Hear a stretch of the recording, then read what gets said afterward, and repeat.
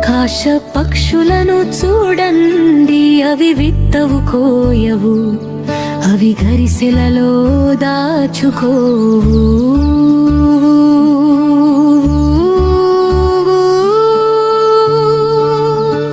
ఆకాశ పక్షులను చూడండి, అవి విత్తవు కోయవు, అవి గరిసెలలో దాచుకోవు.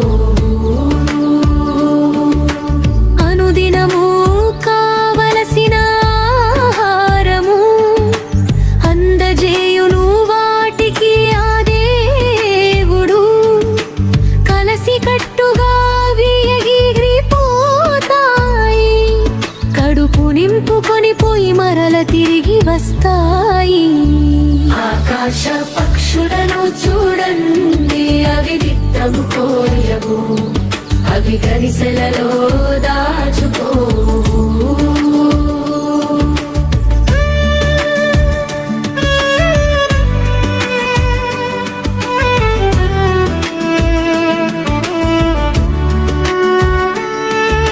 స్వార్థము వంచన వాటికుండదు, సాటివాని దోచుకునే మనసు ఉండదు. రేపటిని గూర్చిన చింత ఉండదు, పూట ఎలా గడపాలని బాధ ఉండదు. ఆకాశ పక్షులను చూడండి, అవి విత్తవు కోయవు, అవి గరిసెలలో దాచుకోవు.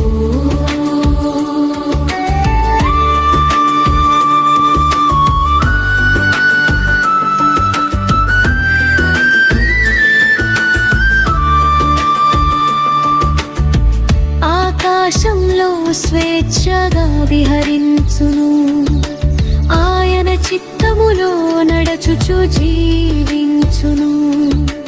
గాలిలోన గీతములు ఆలపించును, సృష్టికర్తను స్తుతించుచు నిలుచును. పొద్దున లేచి గానం మొదలు పెడతాయి, సాయంత్రం వరకు కీర్తనలే పాడుతాయి. వాటి జీవితం ఒక సాక్ష్యమై నిలుస్తుంది, దేవుని కృపను లోకానికి తెలియజేస్తుంది. ఆకాశ పక్షులను చూడండి, అవి విత్తవు కోయవు, అవి గరిసెలలో దాచుకోవు.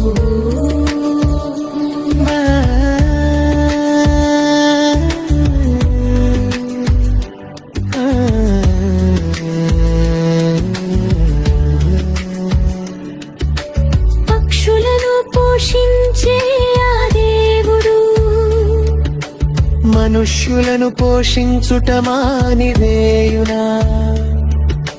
సృష్టిలోన మనిషి బ్రతుకు శ్రేష్టము కదా. ఒకరు కూడు ఉండగా మనకు ఎందుకు బాధ?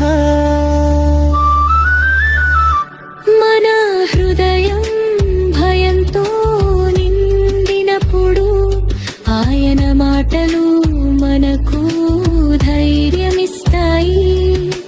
చిన్న విశ్వాసం చాలునని చెప్పెను, ఆయన కృప మనలను నిలబెడుతుంది.